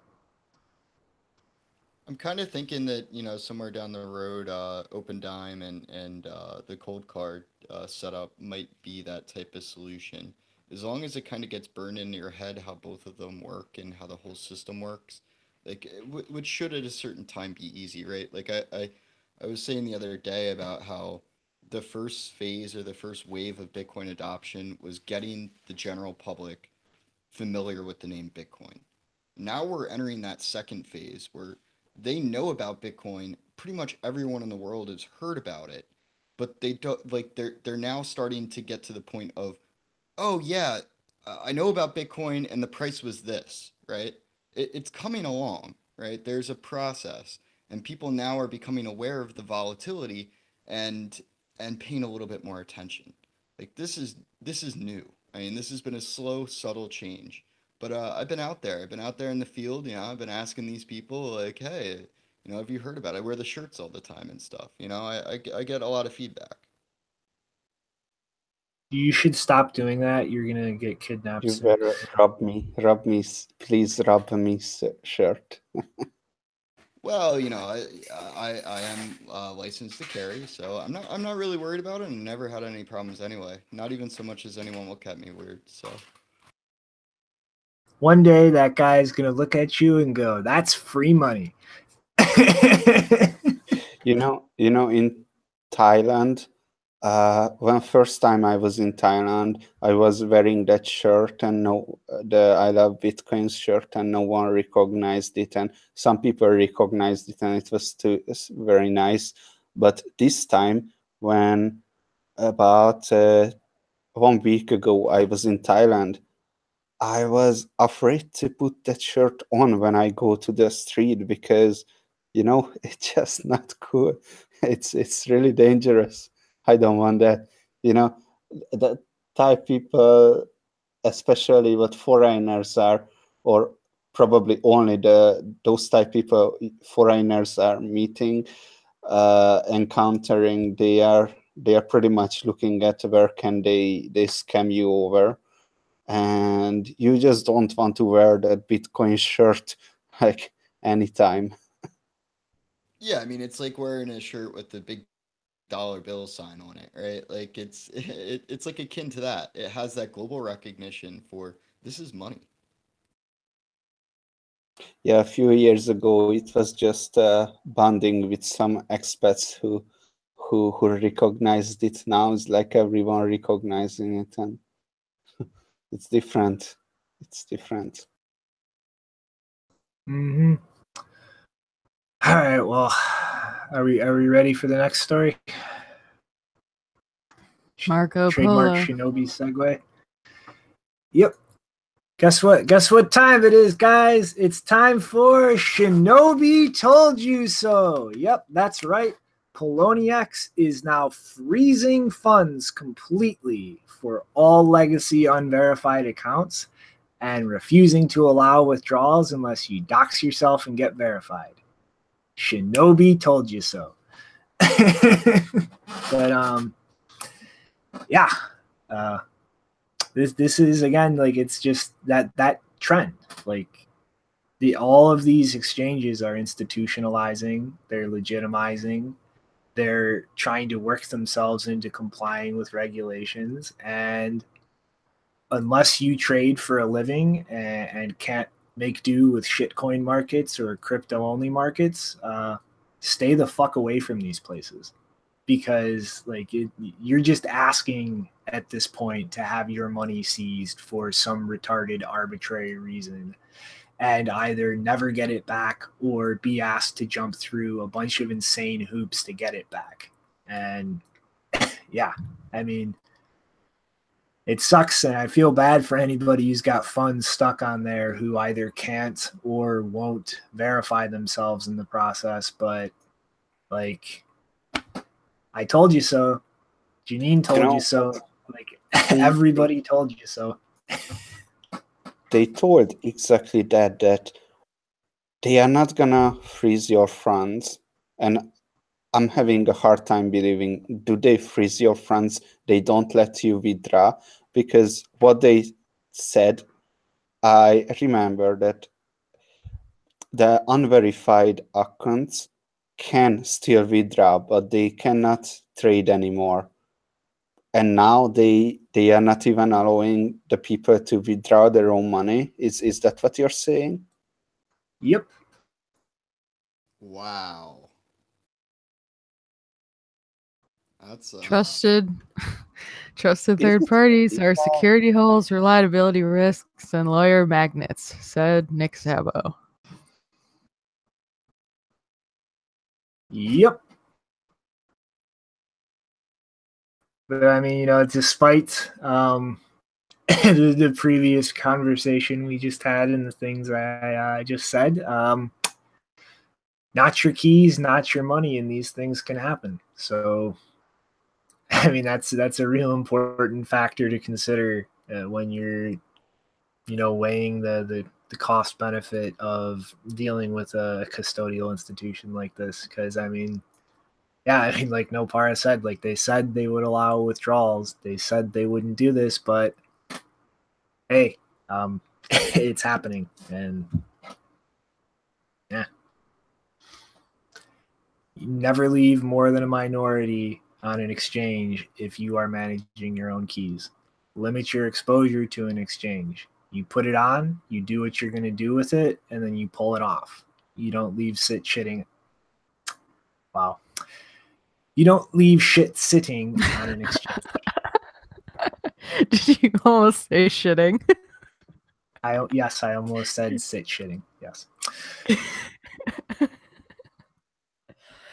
Yeah, I mean, Poloniex is probably, I mean, I've never used any exchange, but Poloniex is one that I've kind of tolerated just because I think that's the exchange that has a blog post that explains how people should secure their smartphones if they want to secure or they want to hold.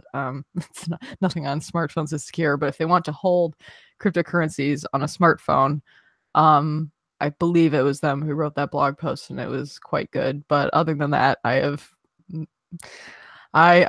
can't say I'm disappointed because this is what I expected all of them to do all along. So go to Bisq, guys, because they can't take your money. Have you tried the Poloniex app on the App Store? No. Wait, they have an app now? Jesus Christ. No, that's a scam.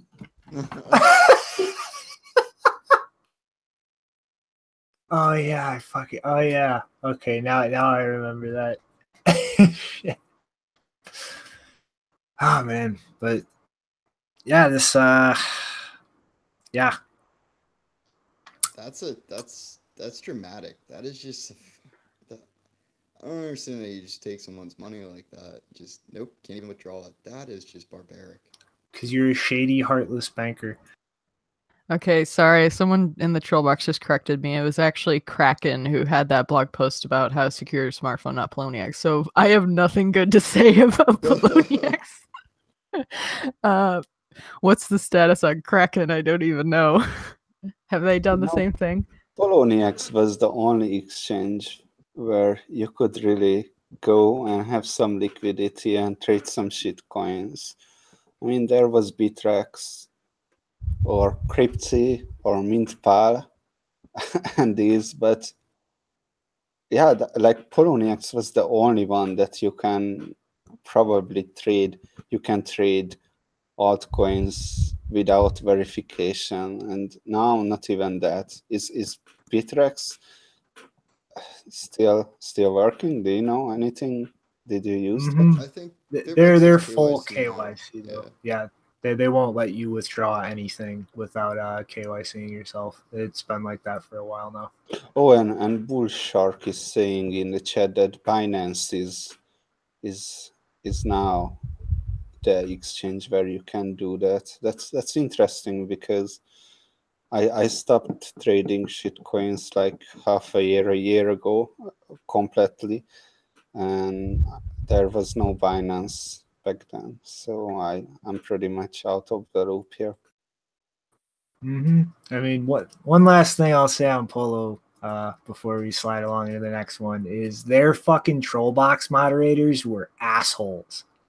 I would get banned constantly just for literally explaining technical things about Bitcoin that made it obvious that some shitcoin was a bunch of nonsense.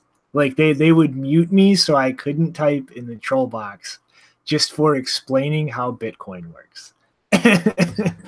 So to go from one joke to another, I want to go to the United Kingdom and sign up for a program at this hospital that is now offering cryptocurrency addiction therapy. It's a trap. I want to be in this room. They're pretty much going to be modeling it after gambling addiction programs for like traders who just go way too far. But I want to be in this room. I want to see these doctors' heads explode when they have everybody sitting in a circle explaining how they lost all their money on sex coin or Einsteinium fucking blew up in their face or it's like I want to see the complete disassociation from reality just fucking like bleed into these doctors' faces as all these people start dumping their stories and experiences on them, and that would make a great Book Digest show. I feel like that's like a transfer, like of Ghostbuster style sanity from like, you know, it'll just be like the altcoiners just give their crazy right away to the therapists, and then they walk away with nothing on their shoulders. Like, wow, got all that stuff off my chest. Meanwhile, the therapists and stuff are just, you know, just completely wrecked. They're gonna love all of the Bitcoin Jesus stuff too. Like Messiah Complex is gonna be probably very popular.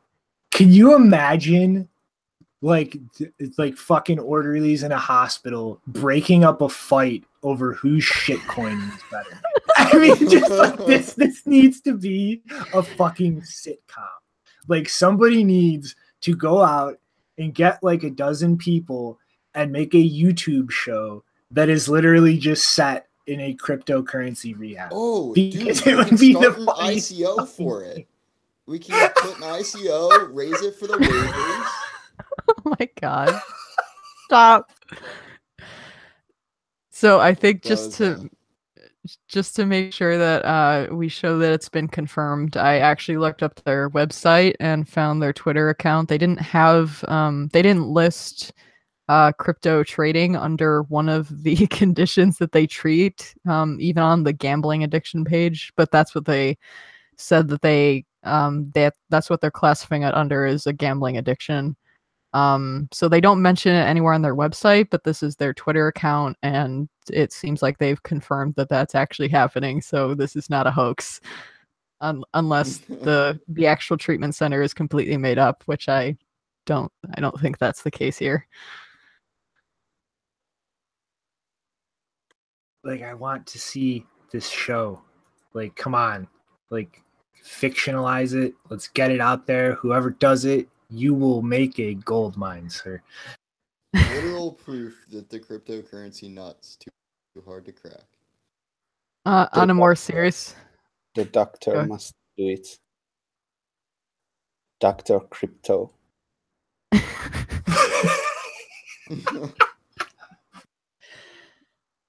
On a more serious note, I think should point out that there are people who actually have gambling problems. Like, I know of people who have gambled away their entire pension, their life saving, not people that I know personally, just stories that I've heard.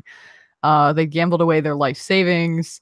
They've gambled away their house and stuff. So these people exist. I don't think that Bitcoin, I don't think it's something that Bitcoin is to blame for. I think these people there's so many avenues for these people to, express that illness. But yeah, there's when it comes to cryptocurrencies and shitcoins and stuff, obviously the gains and losses are a lot higher usually than what you would see, and also at more frequent intervals than what you would see in the traditional finance and trading area. So yeah, I definitely would recommend that if anyone does have a problem. I don't know if they should go to this specific treatment center. That would be interesting to see, though, how they handle it. But definitely, if you have that level of, if you're that much adversely affected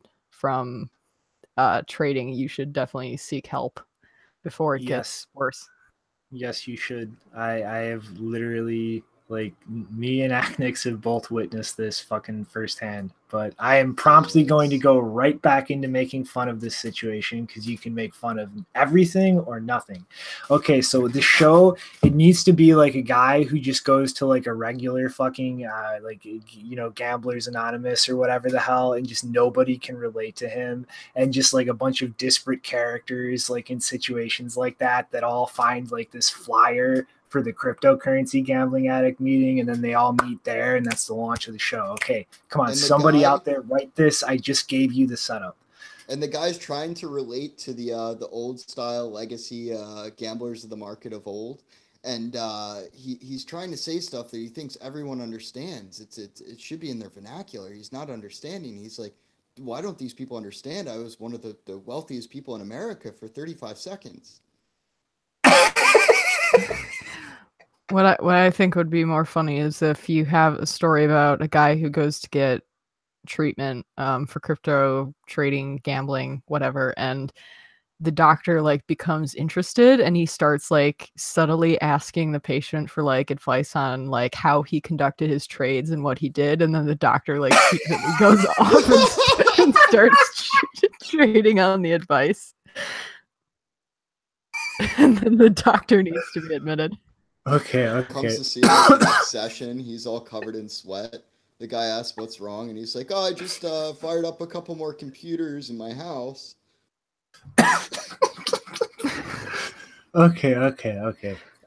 Let's keep this positive energy rolling into the next story. Woo! All right, guys. You asked for it. You wanted it. You got it. Bitcoin Core is now a real coin. You can go to bitcoincore.cm. It's trading on a few smaller decentralized exchanges out there. This is an entirely legitimate project. Roger Ver and Melissa Lee are their biggest spokesperson. So if anybody wants to get information about Bitcoin Core, it's bitcoincore.cm. Okay, totally do not buy this. JW is probably going to call me the next fluffy pony now. But Bitcoin Core is a legitimate coin now. It is an actual cryptocurrency. It is now tradable. It's no longer Roger Ver's nonsense, guys. All right, we're taking it back. Bitcoin Core to the moon. So I'm what gonna is buy. this? Bcash I'm still gonna buy. Is this Bcash without the stupid? Like, what is this?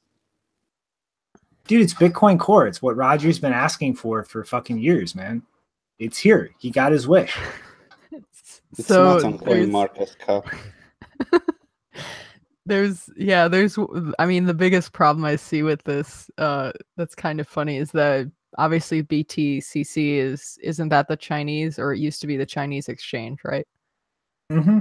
So it's kind of Yes, that's what you can find on CoinMarketCap. BTCC is a Chinese exchange. Yeah, so that's gonna confuse the hell out of people.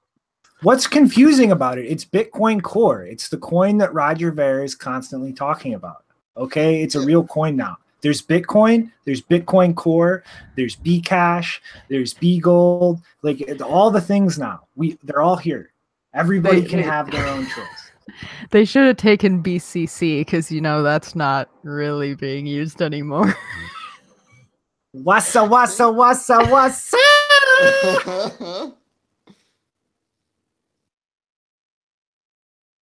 Oh man, but yeah, we did it, guys. We kept the Bitcoin Core maximalists. It's our day, guys. Bitcoin Core maximalists. Can I be an advisor of that coin somehow? Sure. Yeah, sure. Why not? We'll get your face thrown up on the website and everything. All right. My first ICO advisory acceptance. It's going to be it is not an ICO. It is a legitimate cryptocurrency forked from Bitcoin and then Bitcoin Classic, the original Bcash. Okay, this is Satoshi's true vision. Bitcoin Core. Oh, so this could actually be technically called Bitcoin squared then, right? Bitcoin Classic Core Coin?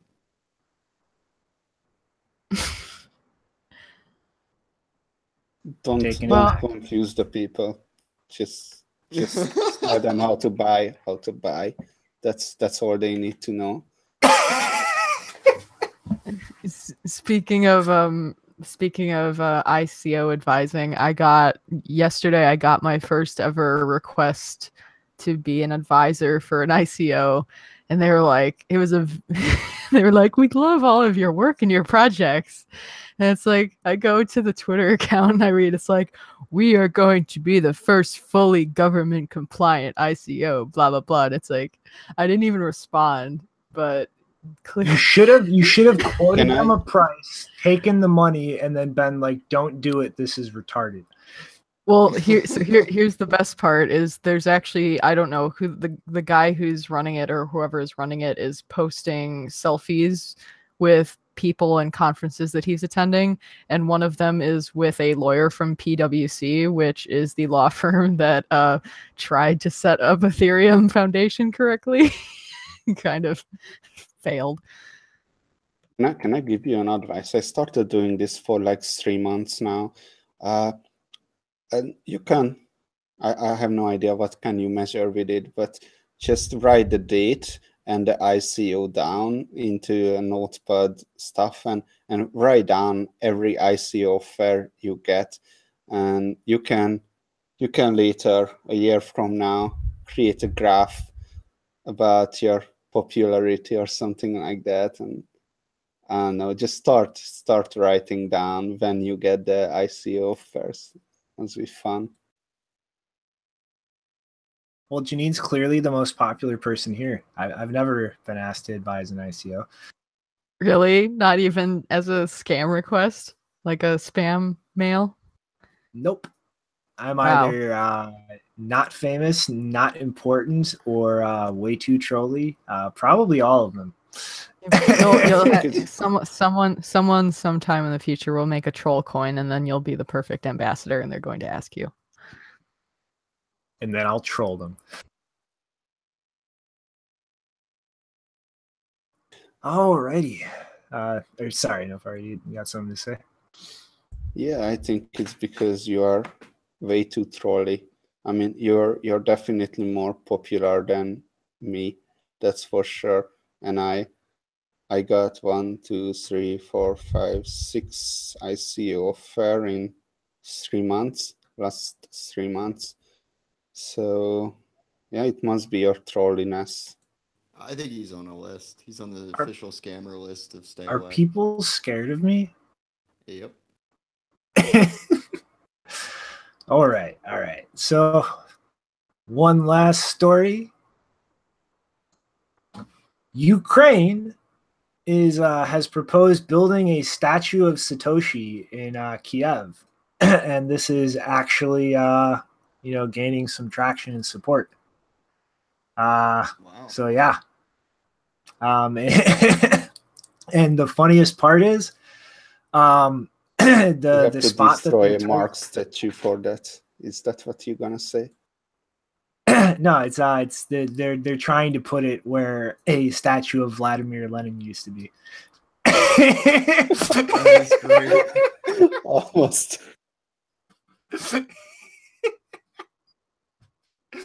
I feel like Ukraine is one of those places that kind of innately understands what Bitcoin is all about. It's just had the unique environment, like history, right now what it's going through with Russia. I think that they really get it if they were introduced to it. That it's just innate. Oh, they totally get it. Every dark market has a Russian side to it, Russian part to it, so they totally get it. Hey, Ukraine is not Russia. Not yet. Bum, bum, It's bum. not. Okay, so here's what we do, guys. Fuck Bcash, fuck Bitcoin, fuck Lightning. All right, everybody right now start arguing about what's the statue going to look like. Is it going to have a face? Whose face is it going to be? Is it going to be a man? Is it going to be a woman? Is it going to be dressed in a funny top hat? Go! It look That's- like Putin. It look like who? Putin Toshi.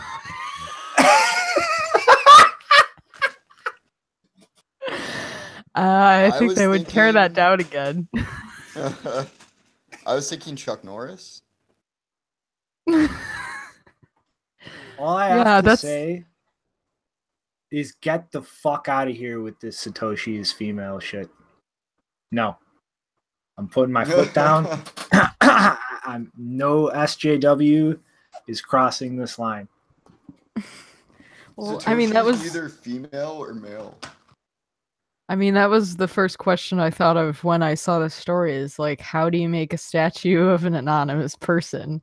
It seems like a very contentious thing to do. And also the whole point of Bitcoin is that we don't have oracles like that. So making a statue of someone that we don't even know, we don't know if it was multiple people or one person, it just seems kind of weird. Like, just make a statue of the Bitcoin symbol or something. Don't make a statue of a person. No, where was it? Slovenia or was it? Damn it, my brain. No, a Eastern European country already did the Bitcoin symbol monument in the middle of a turnaround, so they've got to differentiate either themselves. Slovenia or Slovakia. I remember that too.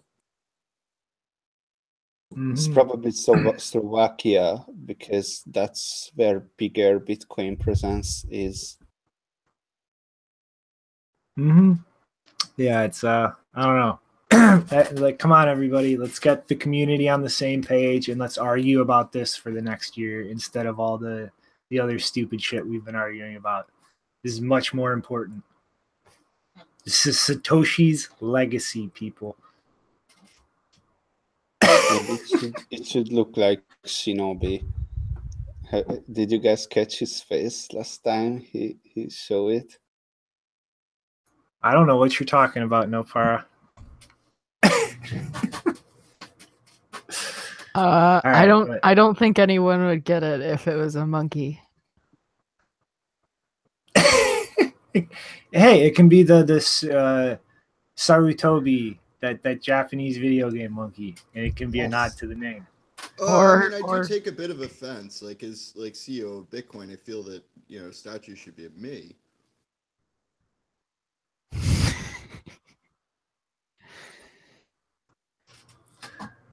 All right, though, but let's make this argument happen, people. All right, let's make it happen. Or maybe it should look like Craig Wright. No. No. Someone's already said that in the chat box. No. No, so I was just the Planet of the Apes just popped in my head when we were talking about doing a Shinobi monkey statue. As soon as you said that, I can literally picture that main character be like, "You maniacs!" And if it's a statue of Craig Wright.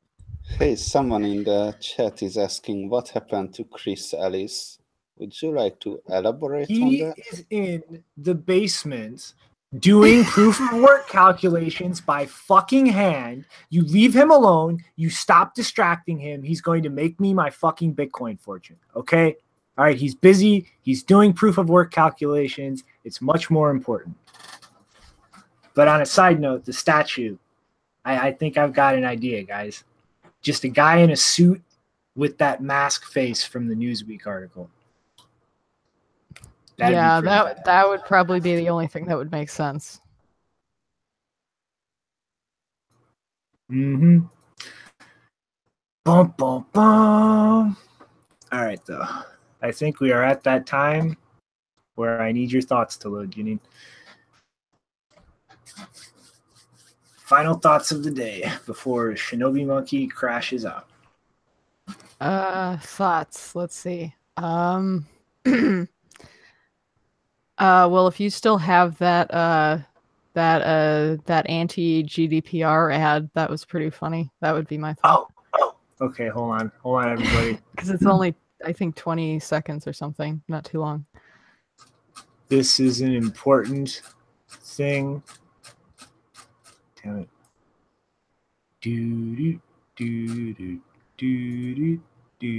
I have way too many windows. Okay, here we go. All right. All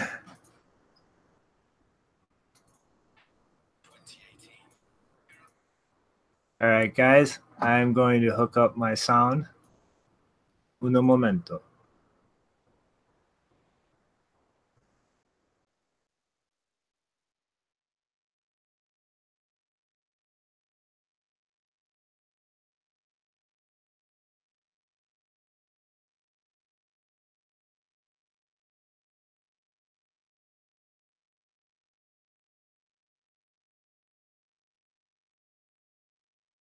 Is no more.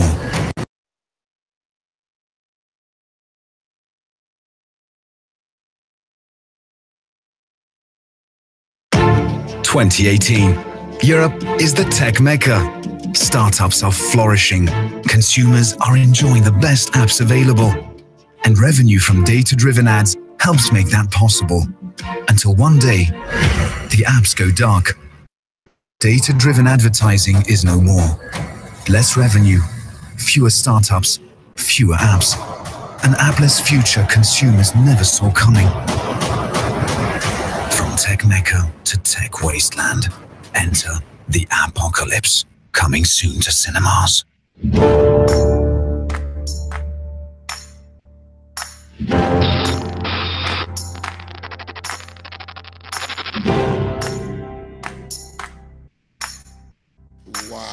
Wow.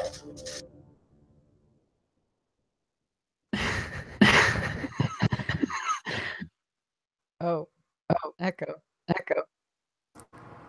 What are they going to do, guys? Oh my God. What are they going to do without all your private information to make money on advertisements? Guys, quick. We got to roll. Oh my God.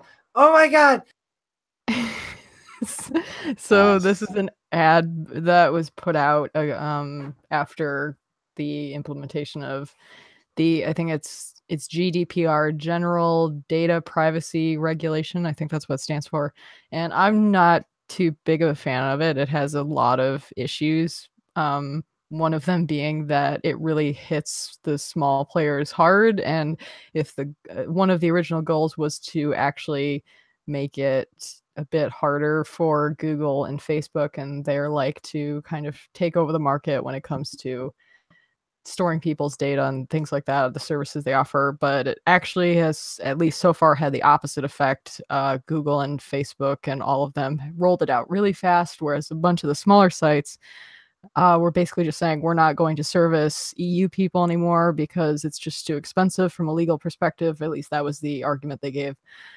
So I'm not a big fan of it, but this ad was just so hilarious because it's the idea that the idea that it would completely kill the consumer market for apps just because a bunch of them that are committing like widespread surveillance across the population, especially the ad tech ones, it's going to be a disaster is just completely hilarious to me.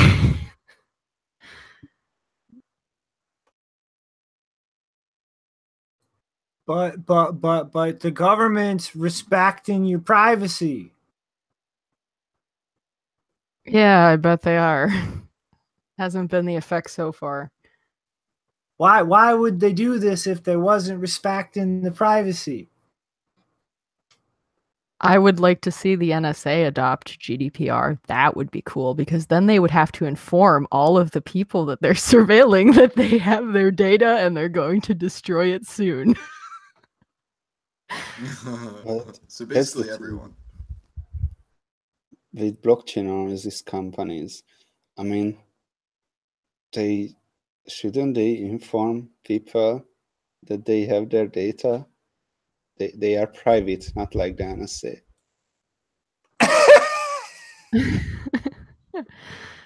I've seen a few, I mean, I don't use any services that would email me about that, so I've literally not received a single email related to any cryptocurrency stuff about GDPR. You don't use blockchain analysis companies. No. They are using you. Yeah, they're using me, but I don't use any of their services. So I have not gotten any Bitcoin related emails, but apparently some people who are using especially the centralized custodial things have been getting emails, and so that should tell you something about the services that you're using if you've been getting those emails. Yep. Should tell what? It should tell you something about the kinds of services that you're using if you're getting emails from companies about the data that they have on you regarding your Bitcoin usage. I mean, bad or good? Bad. Okay. Well, it depends. I mean, the ones that aren't emailing you, I guess they either think they're big enough to not care, and the ones that are emailing you, they are, you know, subject to that kind of, you know, data sharing environment, which is probably not good. Yeah. Mm-hmm. I don't know. Acnix, Nopara, you guys got any final thoughts? What is Satoshi's true vision? Bitcoin core. Nopara, you got anything? Segwit No, not coin. really. Segwit coin is Satoshi's true vision. Everyone knows that. All right. My final note, I just stumbled upon this on Twitter, and I thought it was pretty entertaining. I hadn't noticed before that Craig Wright's advertising himself as a banker in his Twitter bio. So just because he drank some Bankers Club doesn't mean that he actually is in the Banker Club. So guys, yeah, everybody, you know, it's been a doozy of a day. I got a new place to go deal with my problems in the UK. Japan is going to kill Bitcoin, and everybody should just give up and trust the banker. Everybody should use Bcash. Everything is pointless. I guess I'll see you next time, guys. Toodaloo. Bye. See you. Bye.